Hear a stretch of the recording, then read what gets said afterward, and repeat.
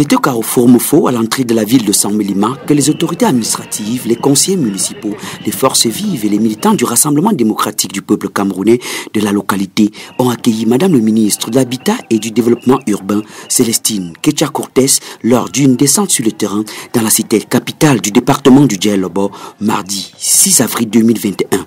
Après cet accueil chaleureux, le membre du gouvernement a entamé une visite guidée accompagné de ses équipes techniques et des experts dans le domaine architectural dans la ville de Saint-Mélima.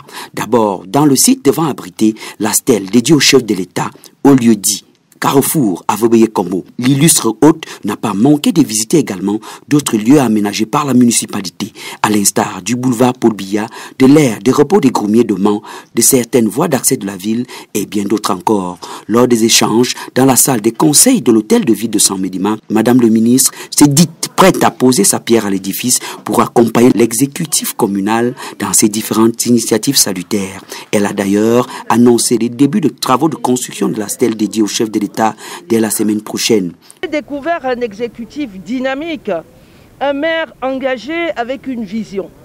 Et j'ai bien apprécié la volonté du maire et de l'exécutif et tout le conseil de magnifier l'œuvre d'un homme en lui dédiant une place, la place Paul Biya. Je suis engagé à accompagner le maire, de magnifier l'œuvre d'un homme en lui dédiant une place, la place Paul Biya.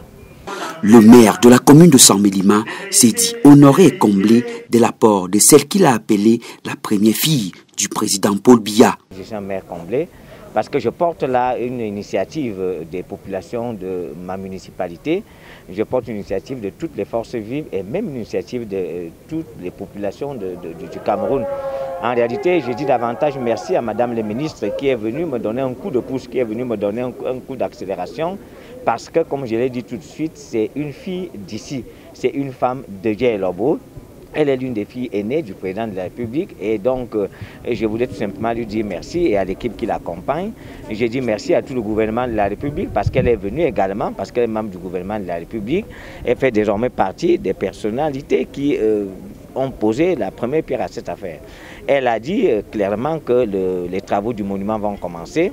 C'est vrai qu'ils vont commencer parce que tout à l'heure, en séance restreinte, nous avons trouvé des voies et moyens pour pouvoir démarrer ce chantier dans les plus brefs délais.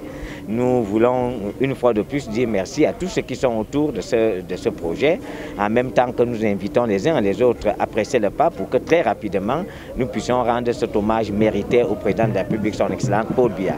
Plusieurs projets ont été également au centre des échanges, notamment l'aménagement de la voirie urbaine en pleine dégradation, la construction des portiques au boulevard Paul Biya et l'augmentation de l'éclairage public. D'ailleurs, une enveloppe de 300 millions de francs CFA a été annoncée par le MINDU pour le démarrage imminent de ces travaux. La visite s'est achevée par une photo de famille à l'entrée de l'hôtel de ville de Saint-Mélima.